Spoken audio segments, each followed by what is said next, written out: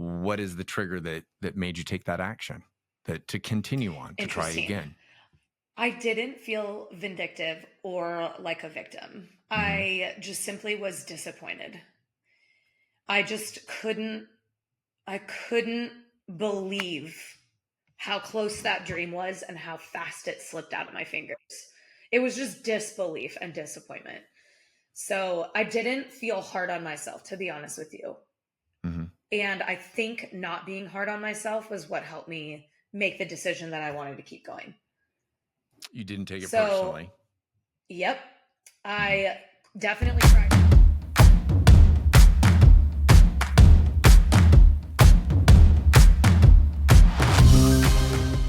Have you ever watched the potential to succeed slip through your fingers time and time again and wondered if you'd keep going? Today I'm talking with Tia Wright, who went from being a competitive CrossFit athlete to mindset coach and gym owner, and how she highlights how belief in yourself can fuel success.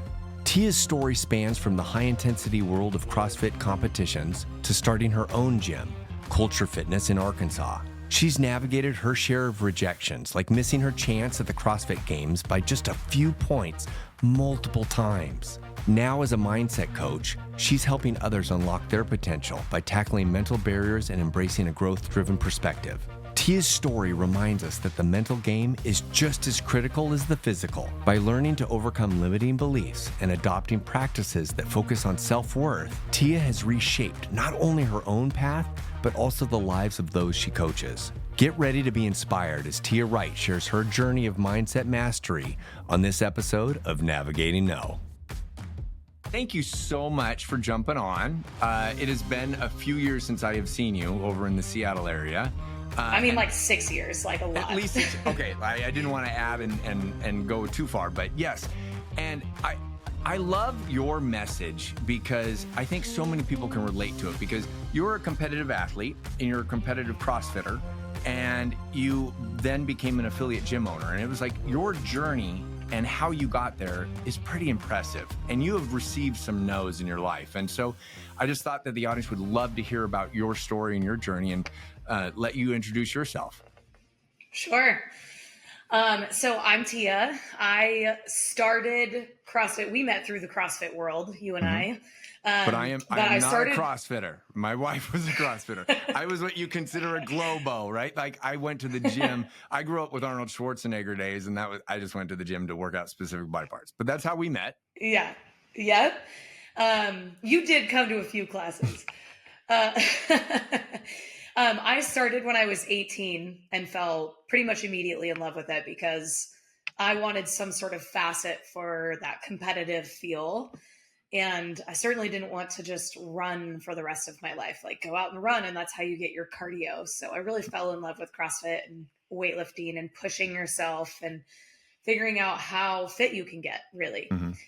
And were you also a high school athlete as well? Like, but it just wasn't enough for you? Okay. I mean, it was enough. But I think that every athlete is like, I think I can be fitter and I think I can push myself harder, but sport doesn't have the foundation for that level of pushing. Sure. It's athleticism and fitness that does. Sport is the skill of like the physicality that you use. Mm-hmm. But you actually have to be fit in order to do the sport, right? Mm-hmm. And it was the fitness element that I fell in love with. You know, I liked pushing myself hard during sports practices. Like, I played volleyball and track and tennis, and I was a good athlete, but I just felt like I had so much more to offer. Oh, I love that. Yeah. Yeah. And so when I found CrossFit, I was like, oh, this is what I've been missing. Like, I can actually push myself in every element here. And not only that, but I also felt like I was valued in all of my abilities, not just one of them. You know, like in tennis, you really needed power and speed and endurance, I would say. But I had this like massive amount of strength, and I also had stamina and the ability to sprint or go fast or whatever. I had this like, you know, cross ability, and there wasn't one sport that helped me tackle all of that. So when I met CrossFit, I felt very valued. Sure. So I fell in love with that.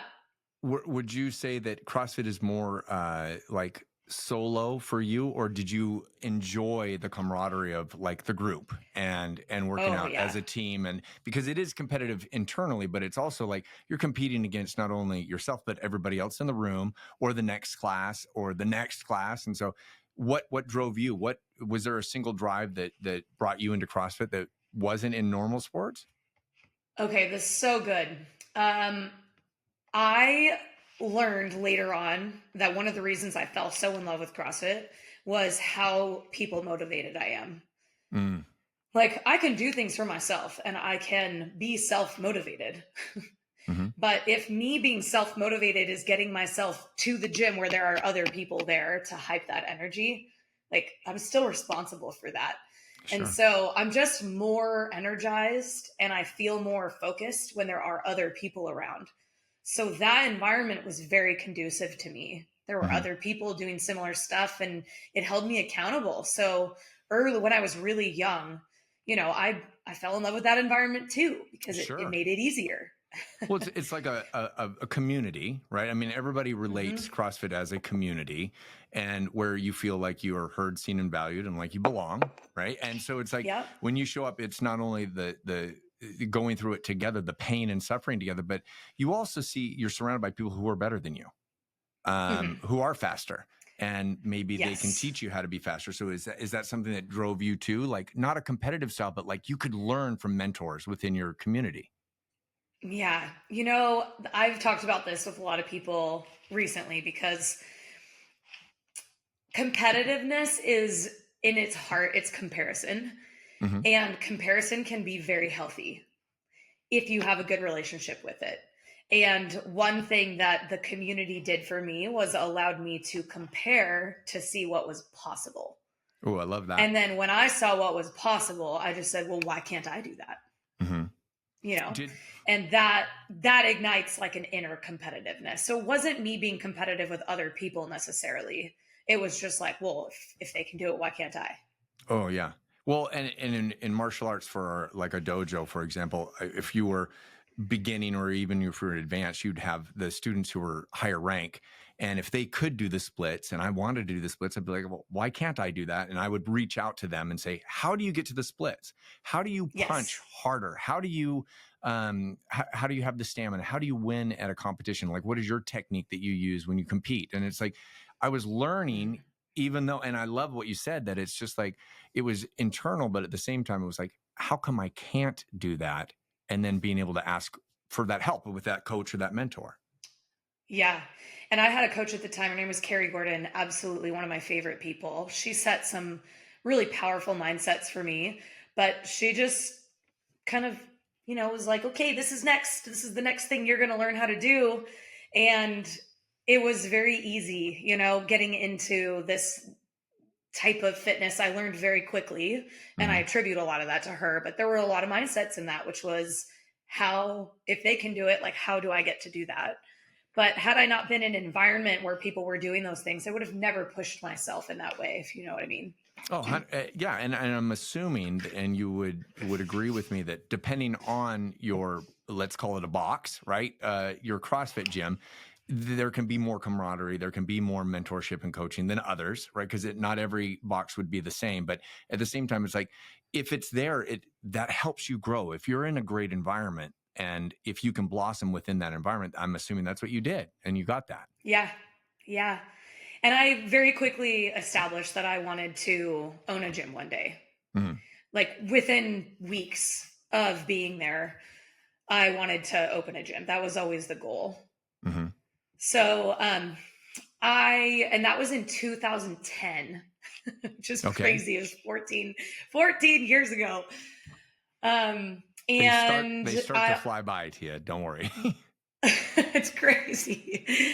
And then I also was like, well, why not just get as fit as possible? And to be honest with you, I didn't even know there was like this competitive side to fitness. Like I didn't know that existed. Mhm. And in 2011, the CrossFit Open was the first year. So they had 6 workouts and you all do the workouts as like a gym together. Someone, like one of the gym owners at this other gym, signed me up. They paid the $10 And they were like, "You're doing this." And I was like, "No, it's fine." You're Like 18 years old. You're 18 at this time. Yeah, Okay, I was, okay. yeah, maybe 19. I was in college. Okay. And they were like, "You're just going to do it. It's fine." Like, and I was like, "I don't have muscle ups. Like, I can barely do a toe to bar. Like, I shouldn't do this. Like, I'm not capable. I'm not competitive." I just got my first muscle up. I just got my first muscle up, and Heidi, my wife, she was like, "We got to work on this." So anyhow, it is very difficult. Continue. Congratulations. Thank you so much. Thank you. It's not on the rings, but it is on the bar. And that's still cool. Like, that's so awesome. Yeah, no, that journey alone was a lot of no's for me. Like, getting a muscle up was a very frustrating process for me. It's just awful because you read about how to do it, and it's technique, right? It is absolutely technique. And it's like, if you can do 10 real pull-ups and if you can do 20 dips, you should be able to do it. Well, I'm like, I can do 25 of those and 150 of the other ones. Why am I not getting this? And you talk about frustration. So I hear you. All right, so continue. Yeah. So then I knew, okay, so then they put me in the open, right? I did the open for the first time ever, and nothing happened. Like, I didn't know where the leaderboard was at. I submitted these scores. They went somewhere. I'm like, whatever, right? Mm-hmm. The next year, obligatorily did the open, if that's a word. I don't know if that's a word, but it should be. I obligatorily did the open because everyone was doing it. And that was the first year that I qualified for regionals. Mm. So there were no, like, I want to be competitive. There was no, like, I want to be really good at this. Like, going to the games was still, like, really small. No one knew about it. Mm-hmm. And it was never like a goal of mine, but then I just ended up at regionals. And other people were doing it. It was kind of like that community, like, let's do it. Let's jump on board. I mean, sure. I mean, back then there were a handful of people that made it to regionals. And you kind of, once you went one year, you kind of knew where everyone else was and you could make friends and community through that. But mm-hmm. I didn't know anybody. Like, I was just in a small town in Oregon, and you just show up and you're like, what are we doing here? Mm-hmm. So that really sparked something for me, because then when I went to regionals, I realized, well, maybe I do want to go to the games. Like, what does that even entail? Like, maybe I do want to be competitive or find out how good I can be in this area. Mm-hmm. So meanwhile, I was trying to figure out what I wanted to do for my career. And this is when I sort of received my first no's, which was I wanted to be a gym owner. And mm-hmm. my entire family was like, you have to go to college. I was like, okay, there's nothing in college that's going to teach me how to own a gym. So they were like, no, you have to finish. Mm-hmm. And I was like, okay, what am I going to do here? Like, business school? Mm-hmm. That's not even going to help you. Like, they're going to give you some accounting and marketing classes, but honestly, look at how marketing has changed. Though, as a gym owner, is for sure, and I have a business degree, it helped set it was a stepping stone, and it gave me some tools and abilities. But you're right. It's not like I took a class on how to open a gym. Mine came from meeting mentors who had opened gyms and who had successfully done things. So, that's what happened to me. But that's what happened to me. I mm-hmm. was like, I can also just work in the field and learn. Yes. And then go do it. Do I want to spend $120,000 on a college education, mm-hmm. Or do I want to put this money towards opening a gym? So my first no in life was really like, you don't get to open a gym right now. Like, you need to pursue college. So I finished all of that up. And honestly, one thing happened to the next after that. Like, I made it to regionals every year after that, but I was never like consistently pursuing it. I don't hire a coach. I wasn't like training multiple times a day. Like, I just show up for my 1 hour class and work out and then be fit enough to go to regionals. Mm-hmm. And, never owned, at that point, hadn't like owned a gym because I was finishing school and then got some full-time jobs at gyms, which was great because then I was collecting, information and knowledge and experience in owning a gym, how to open one, what it takes, all of the behind the scenes. Notes. You were taking notes, of course. And that's awesome. So you were learning along the journey the entire time. Yes. Okay. So then, like, the real good, juicy stuff starts in about 2015. I have no idea where So this is going, but continue. it's great. So Okay. this is when like all the competitive stuff takes off. Okay. So in 2015, I had like my first best event at regionals. I took second place, and it was like muscle ups and heavy cleans. It was like all the fun stuff. And that left me really hungry for the following year. So interestingly enough, I graduated college that year, got my first full-time job as a coach, and bought a house, like felt very grounded, had an amazing year. And then the following year was like my first really good competitive year when I was like, okay, I'm in a qualifying position. I'm actually really good at this. And now we need to take it seriously. So 2016 was probably the first and the hardest no I had received at that point in time in life, which was so day one of regionals, I came in first place or second place on an event and like it's 10th multiple place. days for our listeners. It's 3 multiple days. day events, right? 3 days, and there's about 2 or 3 events every day. And on day one, I didn't know this was going to happen. I was back at my hotel, like chilling in the hot tub. And they called me and they're like, hey, you're in first place. Can you come to the arena so that we can do like an exit interview with you, like end of day one? And I was like, I didn't expect to be in first place. I'm like chilling at the hotel in the hot tub. Yeah. And I went back and did the interview. And I think that was when I realized actually how fit I was and how well that year could have gone. So by end of day one, I was in first place. By end of day two, I think I was in like second or third, and I had taken another 4th place finish and some other really good finishes.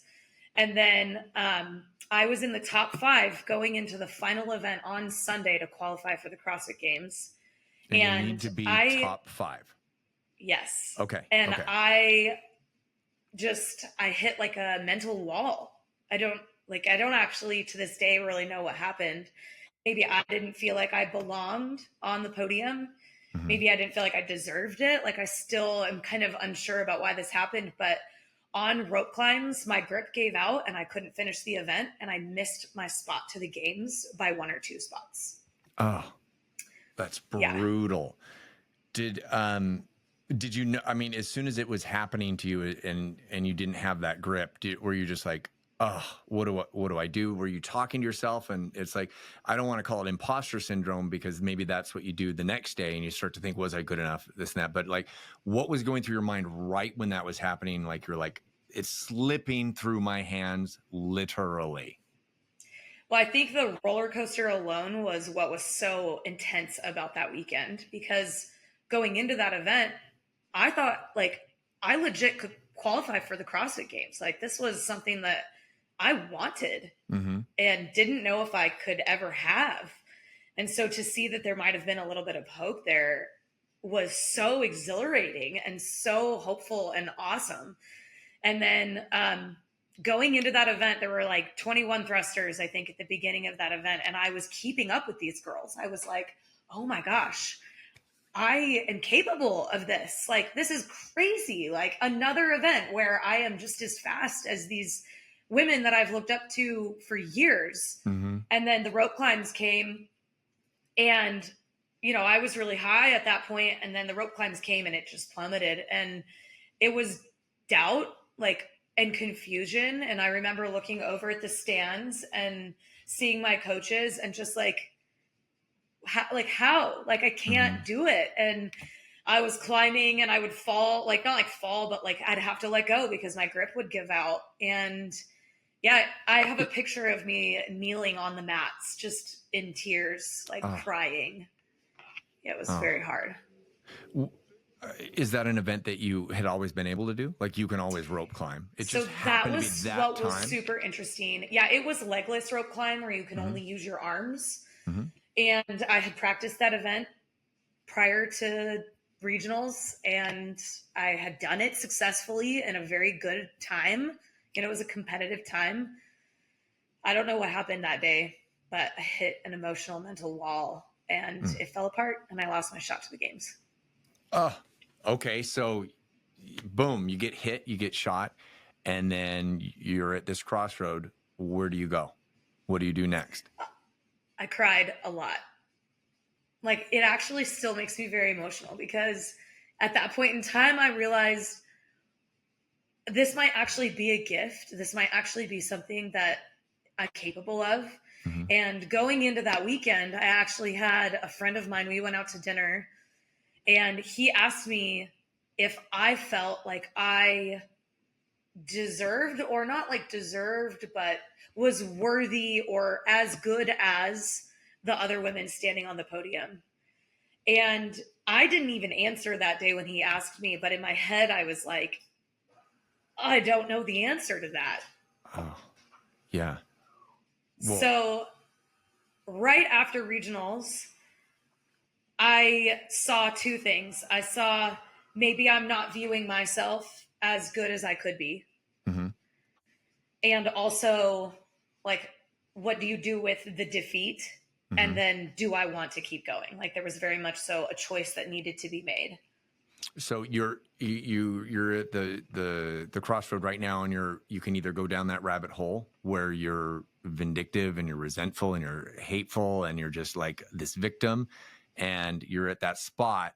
What is the trigger that made you take that action, that to continue on, to try Interesting. again? I didn't feel vindictive or like a victim. Mm-hmm. I just simply was disappointed. I just couldn't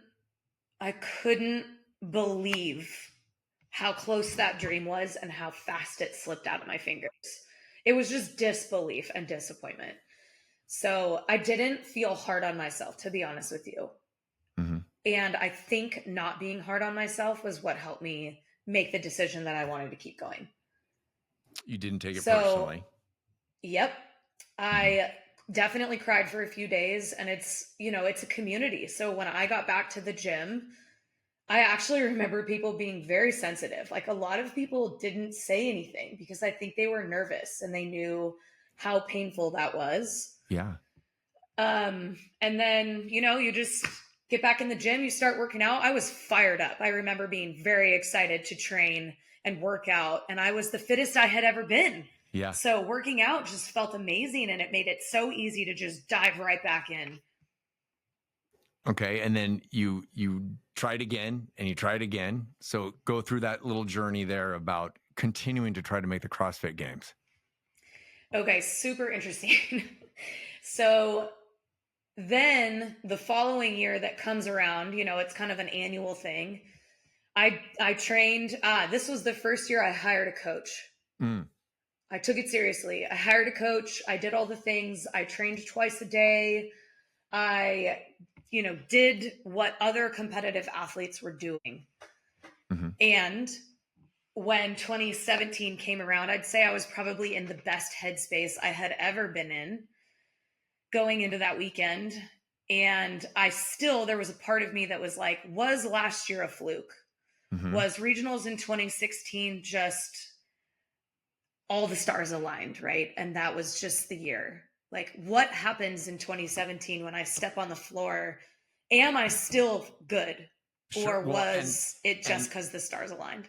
Well, and not only that, but you're like, maybe nobody else was as good, like the best of the best didn't show up. And I was just shining above everybody else. And it's like, you talk about this imposter syndrome, about believing in yourself that you're good enough to be there. So, okay, I'm all in, keep going. Yeah. So you kind of know who's going to be there, though, because certain people announce that they're either going team or you see them on the roster, like, who you're competing with.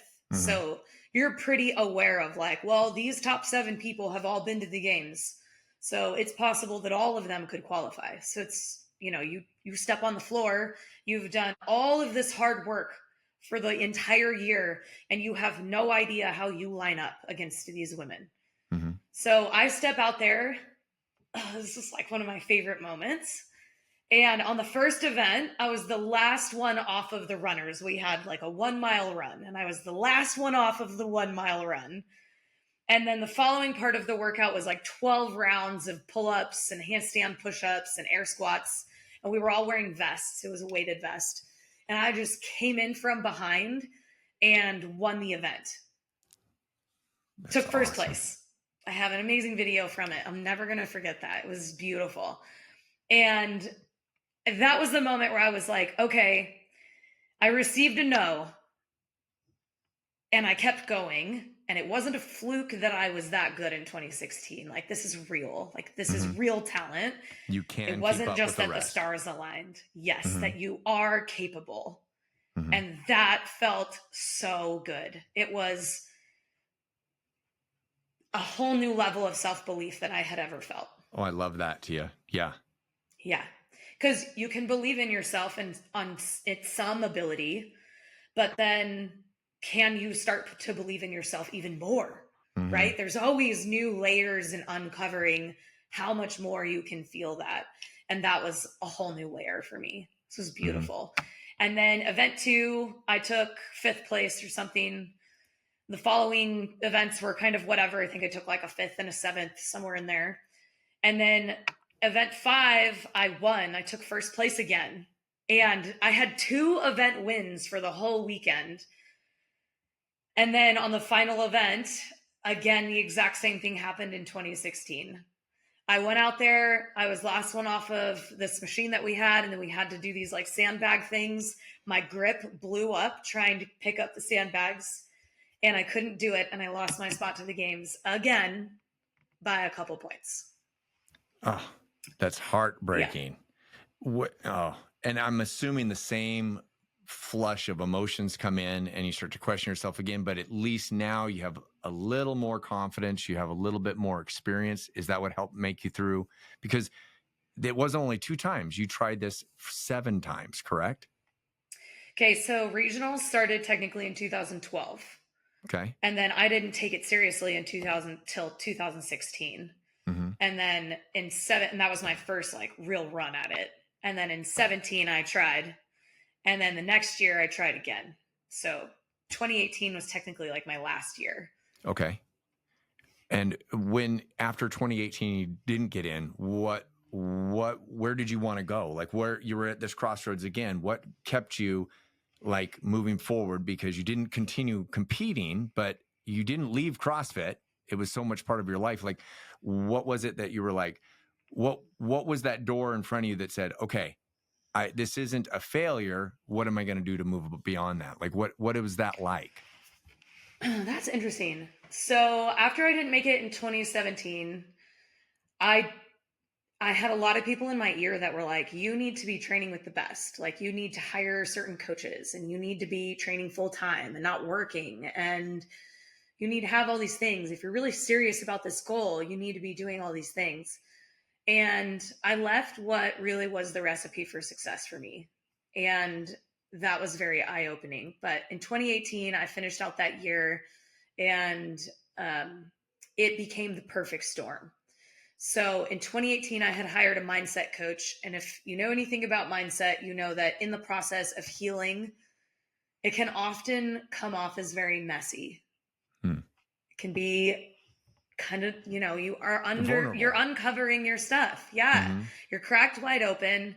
And I was a mess in 2018. Like I was unsettled, ungrounded. I didn't know myself. I was learning a lot about myself. And in 2018, I would call it like the perfect storm. So I just didn't do well at all. It just was a horrible year. Mm-hmm. So really the no that I received in making it to the games, what I have made it mean to me was the lessons that I did learn in the process were a lot more valuable than actually accomplishing the thing at all. Oh, Tia, that's so golden right there, because your message with that resonates with everybody, because whether you're trying to be a CrossFit athlete or you're trying to get into a certain industry in your job or make it as an actor in Hollywood, it's like it's the journey of all of those experiences and those failures and rejections that make you stronger and give you the tools and ability to follow your next passion. And that's yes. where you're going. Obviously, it's like, even though you didn't make the CrossFit Games, it's like you learned so much in a skill set and it opened up new doors. It was a setback that basically presented your next opportunity, which I'm assuming getting into mindset coaching is a part of that, right? I mean, I'm sure Huge that part. opened that door. Yeah, it really did. In fact, the process of becoming a competitive athlete, that alone was what set my heart on for mindset stuff, because my heart said, you want this, get up every day and go do it. Like, I Mm. was so consistent. I didn't miss an open gym. I didn't miss a training session. I listened to my body though. I was very good at resting when needed. But my mindset during that time period was unstoppable. Like, it was really powerful. And I was relentless. Like, I just kept going and kept going, and I came in very focused. Every session was very very focused. Like, no one could lead me astray. Like, I wasn't chatting in the gym. Like, I just showed Mhm. up, did the work, and Chrissy was there to really help me. She trained with me very consistently. And yeah, it was just a really, really great time for me to learn how valuable your mindset is in any process. 100%. I agree with that 100%. And it's like, it's teaching you who you are. You're being vulnerable, but it is opening up those new opportunities for you to see who you are and what your passion is and what you're going to go after next. And, um, Yeah. I'm also hearing, because you mentioned Christy, it's like, that's a confidence team. Those are the people that are around you that help you, support you, that are your greatest cheerleaders, are the ones that push you beyond your limits, but at the same time they really care about you and are empathetic towards you. And it's like, would you also advise that not only a mindset coach, but it's like having someone like a confidence team behind you, was that important to you too? Very. Chrissy was like an angel that time period. She just was everything I needed. She held me up consistently. Like, when we would come in and work out, she would work out with me. And if I didn't want to do it, she was just non emotional. She was like, we're doing it. Like, Hmm. my husband always says, like, the decision's been made. Like, there's no renegotiating it now. Hmm. And she and I would just do this thing. We would just do the stuff, and she would scale if she needed to. And we would just go back and forth and push each other. And I think that was actually one of the things that I learned in the process was in 2018, she couldn't make it to regionals. And in 2017, she was a huge part of my success because I had my buddy with me. Hmm. And in 2018, when she wasn't there, my best friend wasn't there, my coach wasn't there, I learned that I put way too much weight on things needing to be a certain way in order to Yeah. see success. So there were, like, just like that, there were so many lessons that were valuable, just like that one. And knowing that I could have exactly what Chrissy brought to me in value, and I could bring that with me right onto the floor. Hmm. She didn't have to be there for me to feel her. I just didn't know that at the time. I wasn't powerful enough in my head to say, like, I can do this no matter the circumstances. Well, and that's not only believing in yourself, but that half belief of whether or not you are good enough or you deserve it. And then also believing in that you can do it by yourself versus you need to be dependent on somebody else. And it is you. It's at the end of the day, when you step onto the mat, let's say, or onto the track, it's you. Right. And you Yeah. bring all of these experiences and memories and these hands that are supporting you. But it's up to you, because that is when it transitions from being a team to being you. Yeah. And I think one of the things I've kind of toggled with is that even if you need someone there to support you, you can still do it by yourself when you step onto the mat or step onto the track or whatever it is. It is still up to you. Just know that you're the one that recruited those people to be there for you. Sure. And I think if I had really wanted it, I would have somehow found a way to enroll my team to be there for me that weekend, had it been that important. I would have said, absolutely not. Sure. You will be there for me because I am punching my ticket to the games and I need you there. Mm. You know what I mean? Like, Hmm. this is so important to me. Don't you want me to succeed? Yeah. And I would have found a way. I would have moved mountains to clear up their schedule conflicts to get them there. But Oh. I didn't. Hmm. And I mean, you can only second guess yourself, right? But what you're Yeah. doing is you're not blaming, but you've learned from that experience. And so moving Yeah. forward, you starting your own gym, you starting your own mindset coaching. It's like now you have all of this experience that just Yeah. teaches you to be wiser and more Yeah. experienced and more practical moving forward. So you have all of this experience, this failure, this rejection, and then you're like, wow, now I want to get into mindset coaching. Tell me about that. Like what's this transition into here? Oh, so good. You're really laying out the steps very well. So This is not my first rodeo. you're so good. So in 2018, I had hired a mindset coach, and he happened to be like a family friend. And he did mental coaching for people who do motocross, which, like you can just die in a second in motocross. Like My you're cousin playing did with it, your yeah. life here. Mhm. You're playing with your life. So it's very mental. Golf, very mental sport. My coach worked with Tiger Woods. He did a lot of like high level motocross athletes. And basically he worked with the unconscious mind. Mm. So instead of figuring out, what you are consciously thinking, this coach in particular helped me get down to the level that was underneath, which was, do I fully believe in myself? Do I feel worthy of standing on the podium? And kind of looking at those beliefs, where they came from, and then breaking through them. And I saw a lot of like benefits, and it was really powerful.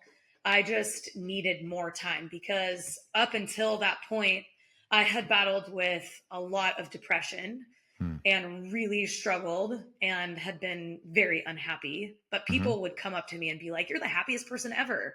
But like deep down inside, I was so miserable and so unhappy and struggling so much.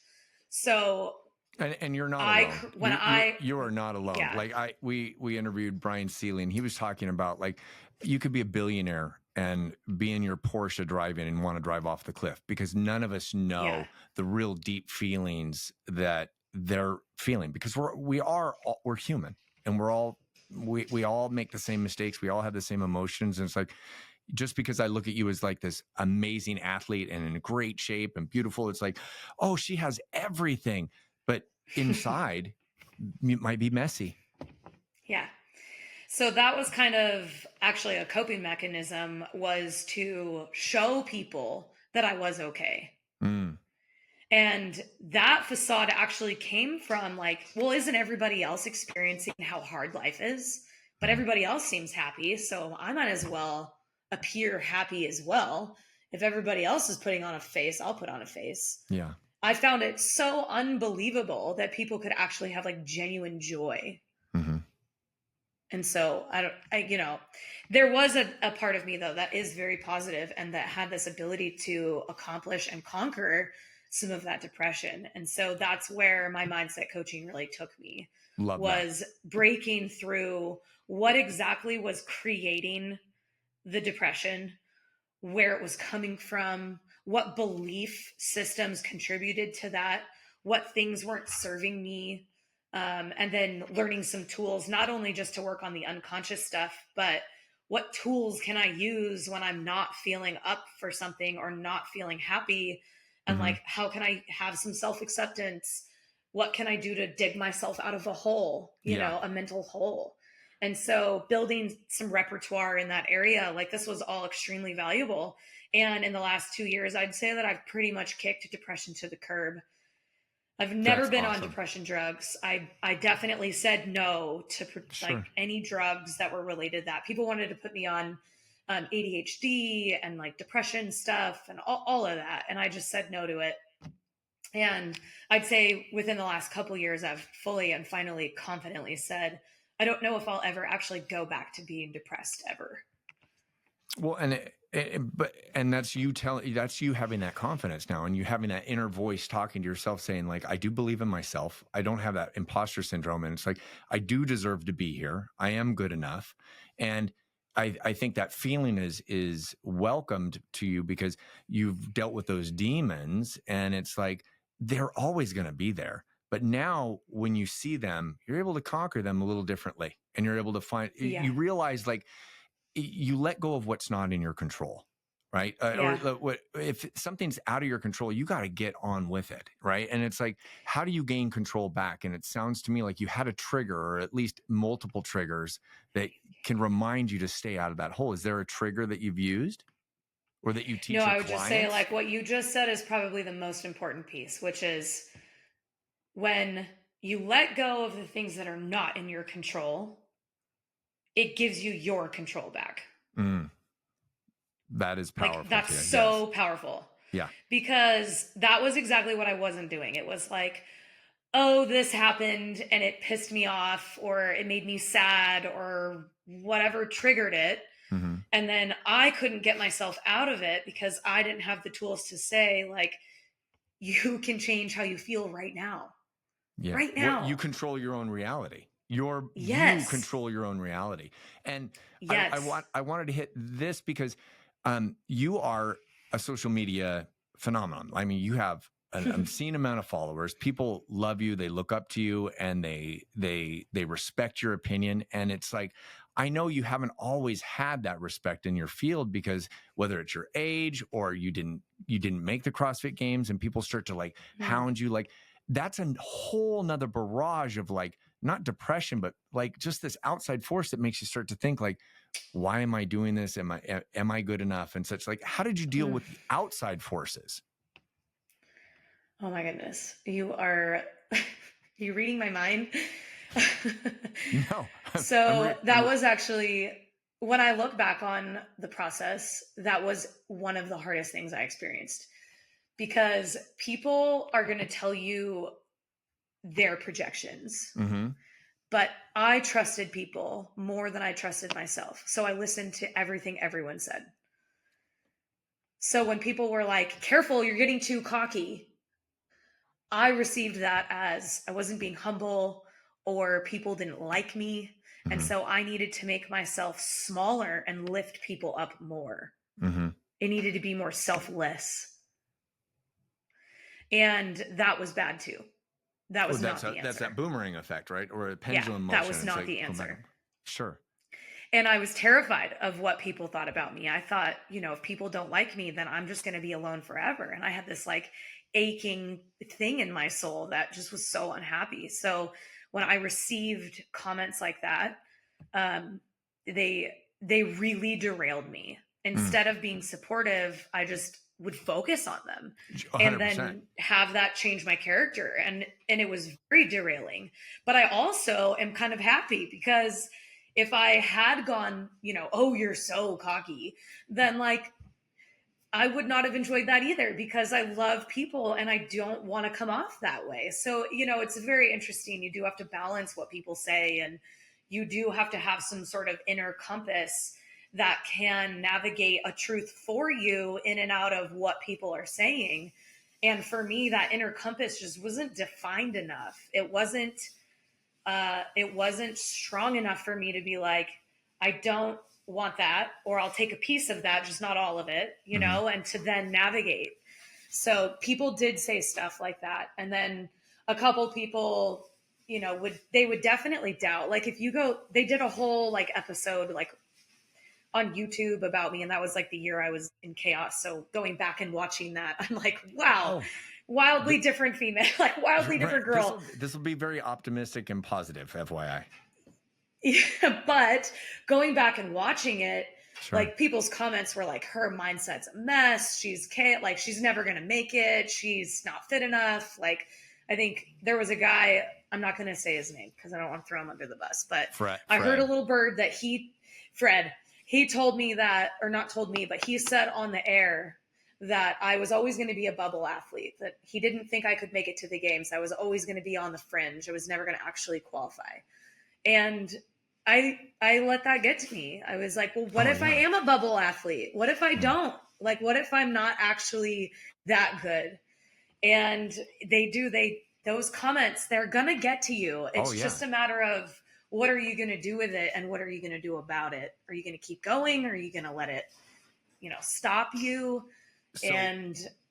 Well, if you were to look back at your past self, whether that is when you were right in college getting into CrossFit, or when you're receiving all of these horrible comments and questioning yourself, if you could talk to your past self, what is the one thing that you would want our listeners to know? And what is the one thing that you would tell yourself, like, don't worry about it. Let go of what's not in your control. What is that? The question I wish I had had. Yeah. And I would have asked myself every single day that I had a challenge was, what do you know to be true? Oh, I love that. And if I had asked myself that in every moment I was struggling, I think I would have navigated a lot more delicately. Mm-hmm. It was kind of an earthquake for me, but I think I would have navigated more on my own truth and cared a lot less about what other people's truths were. And that would have been really powerful. To this day, that is one of my favorite things to ask myself.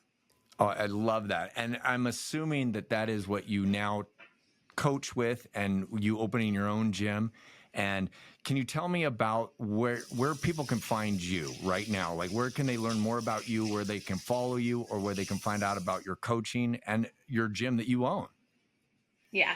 So I was in Seattle at the time that all this happened. And then I moved to Arkansas, and I own a gym here. And if you're in Arkansas, you're more than welcome to come. It's called Culture Fitness. And the whole dream behind the gym was really to have the gym from a fitness and nutrition standpoint as a petri dish to witness you as a person, and for that to be a place for you to learn and develop and grow, just like it was for me.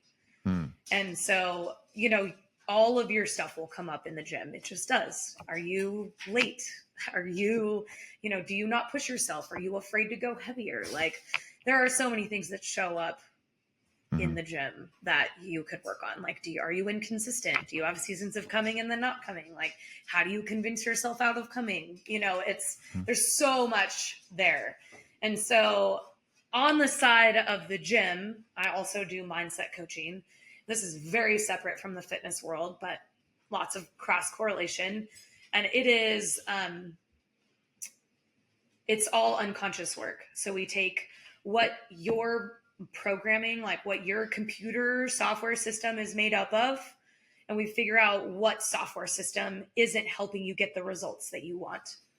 So if you want to have the same job you have, but be less stressed about it, then what needs to change here? Oh yeah. And then that's what we do. We take all that unconscious programming and we help shift it and change it to be what you want it to be. Finding their best self and then are you on Instagram? What is the best place to reach out to you and actually follow you and learn more about you? Yeah, Instagram is probably the best. I'm a millennial, so Instagram's where it's at. I love it. Well, I'm telling you. My personal account is Tia Wright 06, and then the gym account is Experience Culture Fitness. And the mindset account is the Mindset Initiative. Okay. Well, I would vouch for you and say that for someone who has the experience and the knowledge based on all of the times and the rejections that you have received, you are someone to absolutely reach out to.